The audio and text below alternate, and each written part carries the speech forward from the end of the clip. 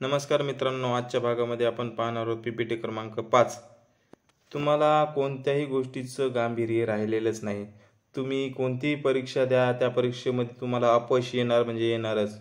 तुम्ही कमेंट बॉक्समध्ये मेसेज टाकता, सर पीपीटी पाहिजे, सर पीपीटी पाहिजे। अरे परंतु मी तुम्हाला प्रत्येक वेळेस सांगतोय, तुमचा ईमेल आय डी माझ्या कमेंट बॉक्समध्ये टाका, तेव्हा मी तुम्हाला पीपीटी पाठवेल। परंतु तुम्ही स्किप केल्याच्या नंतर तुम्ही ही माहिती वगळून टाकता। तुम्ही एक MSWचा कार्यकर्ता आहात। तुम्हाला प्रत्येक गोष्टीचं प्रत्येक ज्ञान असलं पाहिजे, कारण की अर्धवट ज्ञान हे माणसाला अपयशी ठरवतो। चला तर आजच्या भागामध्ये आपण पाहूया। प्रश्न क्रमांक 1, सामाजिक कार्याचे प्राथमिक ध्येय काय आहे? ऑप्शन बघा तुमच्या समोर। आर्थिक मदत पुरवणे। 2, वैयक्तिक कल्याण व सामाजिक कल्याण वाढवणे। 3, वैद्यकीय सेवा देणे। 4, राजकीय विचारसरणीचा प्रचार करणे। याच्यातील योग्य उत्तर असेल ऑप्शन क्रमांक 2, वैयक्तिक कल्याण आणि सामाजिक कल्याण वाढवणे। प्रश्न क्रमांक 2, सामाजिक कार्याच्या संदर्भात सामाजिक न्यायाच्या संकल्पनेचे खालीलपैकी कोणते सर्वोत्तम वर्णन करते? बघा ऑप्शन तुमच्या समोर आहेत। केवळ वैयक्तिक थेरपीवर लक्ष केंद्रित करणे। 2, पद्धतशीर असमानता दूर करणे व निष्पक्षतेचा पुरस्कार करणे। 3, धर्मादायी देणग्या देणे। 4, सामाजिक समस्यापासून स्वतःला वेगळे करणे। याच्यातील योग्य उत्तर असेल ऑप्शन क्रमांक 2, पद्धतशीर असमानता दूर करणे आणि निष्पक्षतेचा पुरस्कार करणे हे योग्य उत्तर असेल। प्रश्न क्रमांक 3, सामाजिक कार्यकर्त्याची भूमिका काय असते? बघा ऑप्शन, कायदेशीर सल्ला देणे। 2, वैद्यकीय उपचाराचे व्यवस्थापन करणे। 3, आर्थिक गुंतवणूक ऑफर करणे। 4, व्यक्ती आणि समुदायांना आव्हानांना मात करण्यास मदत करणे। याच्यातील योग्य उत्तर असेल ऑप्शन क्रमांक 4, व्यक्ती आणि समुदायांना आव्हानावर मात करण्यास मदत करणे हे योग्य उत्तर असेल। प्रश्न क्रमांक 4, क्लायंट सोबतच्या काम करताना सामाजिक कार्य बहुतेकदा अनेक दृष्टिकोन स्वीकारते। बघा ऑप्शन, क्लायंटच्या सांस्कृतिक पार्श्वभूमीकडे दुर्लक्ष करणे। 2, सर्वांसाठी एकच उपाय प्रदान करणे। 3, वैयक्तिक आणि क्लायंट केंद्रित दृष्टिकोन। 4, कठोर नियम आणि कायदे लागू करणे। याच्यातील योग्य उत्तर असेल ऑप्शन क्रमांक 3, वैयक्तिक आणि क्लायंट केंद्रित दृष्टिकोन स्वीकारणे हे योग्य उत्तर असेल।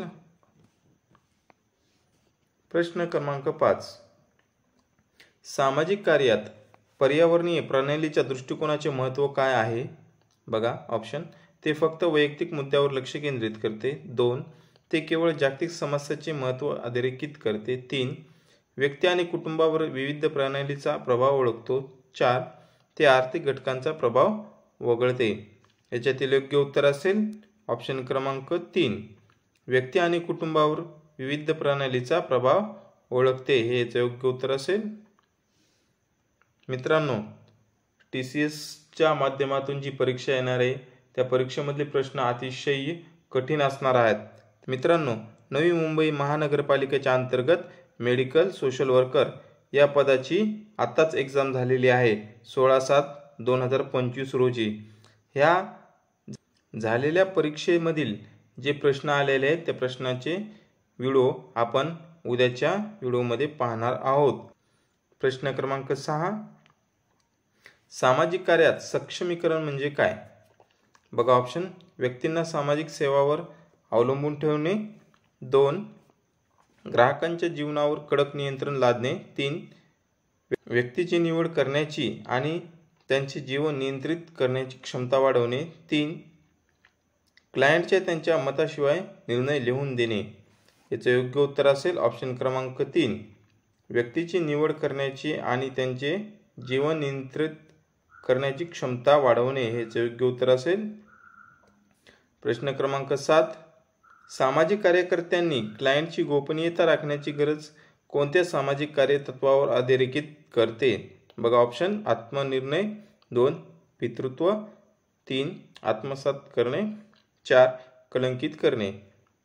याच्यातील योग्य उत्तर असेल ऑप्शन नंबर 1 आत्मनिर्णय याचं योग्य उत्तर असेल. प्रश्न क्रमांक 8 सामाजिक कार्यात वकिलाची भूमिका काय असते? बघा ऑप्शन.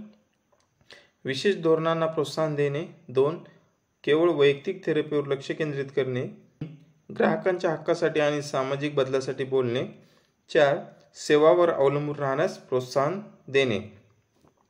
याच्यातील योग्य उत्तर असेल ऑप्शन क्रमांक 3 ग्राहकांच्या हक्कासाठी आणि सामाजिक बदलासाठी बोलणे हेचे योग्य उत्तर असेल.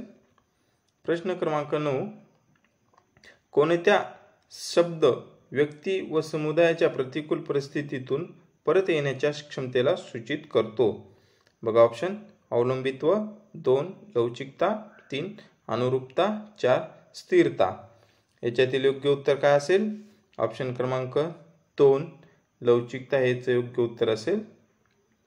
प्रश्न क्रमांक 10 सामाजिक कार्य आणि सामाजिक कल्याण यांच्यात काय संबंध आहे? बघा ऑप्शन.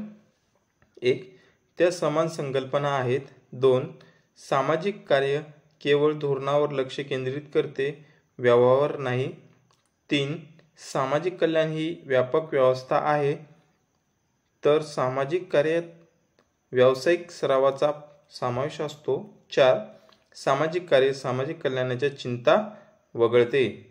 याच्यातील योग्य उत्तर असेल ऑप्शन क्रमांक 3 हेच योग्य उत्तर असेल.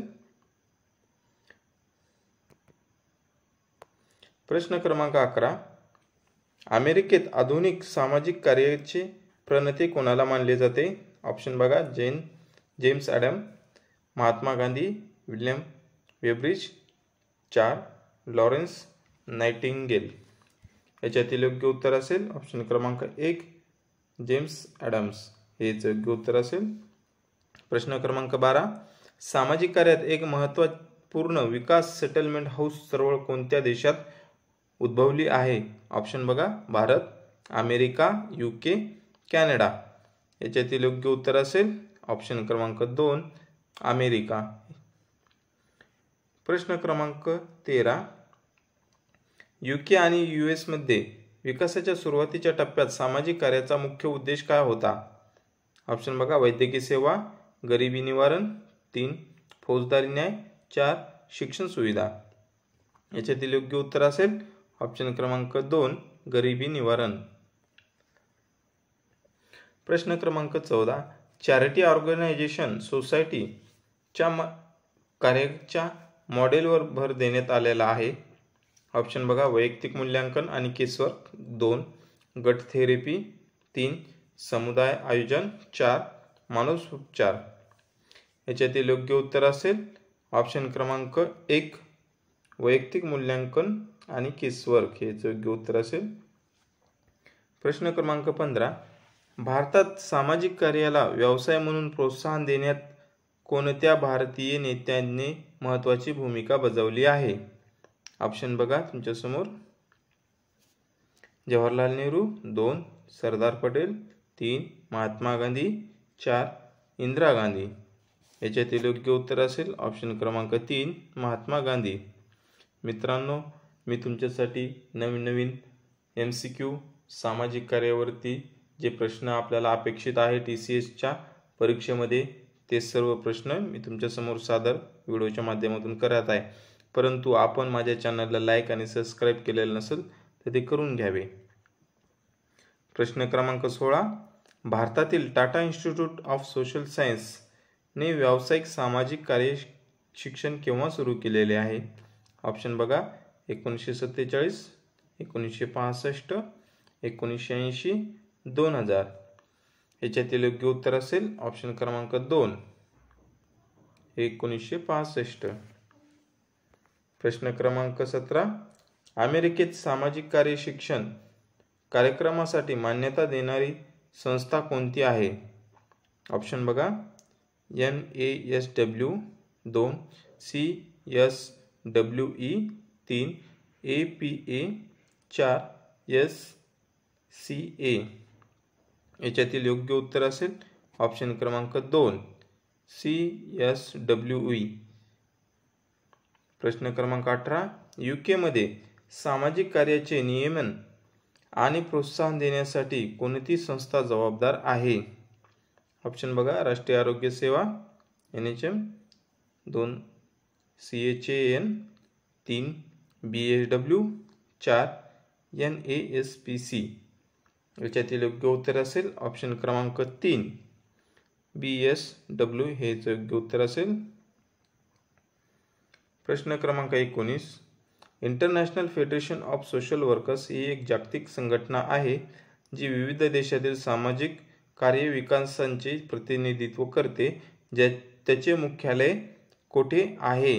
बघा option, New York America, Geneva Switzerland, London UK, 4 Nairobi Kenya. याच्यातील योग्य उत्तर असेल ऑप्शन क्रमांक 2 जिनिव्हा स्वित्झर्लंडमध्ये याचं मुख्यालय आहे. प्रश्न क्रमांक 20. अमेरिकेतील national association of social work चे प्राथमिक ध्येय काय आहे? बघा ऑप्शन तुमच्या समोर, सामाजिक कार्यक्रमांना मान्यता देणे, 2 सामाजिक न्याय व्यावसायिक विकासाला प्रोत्साहन देणे, 3 व्यावसायिक आरोग्य सेवा पुरवणे, 4 सामाजिक कार्य परवाना नियमन करणे. याच्यातील योग्य उत्तर असेल ऑप्शन क्रमांक 2 सामाजिक न्याय आणि व्यावसायिक विकासाला प्रोत्साहन देणे. मित्रांनो, उद्याच्या व्हिडिओमध्ये आपण मेडिकल सोशल वर्कर जे आत्ताच परीक्षा झालेले 16/7/2025 त्याचा व्हिडिओ मी उद्याच्या तारखेत टाकणार आहे. ज्यांनी माझ्या चॅनलला लाईक आणि सबस्क्राईब केलेले नसेल त्या सर्वांनी लाईक आणि सबस्क्राईब करून घ्यावे. धन्यवाद.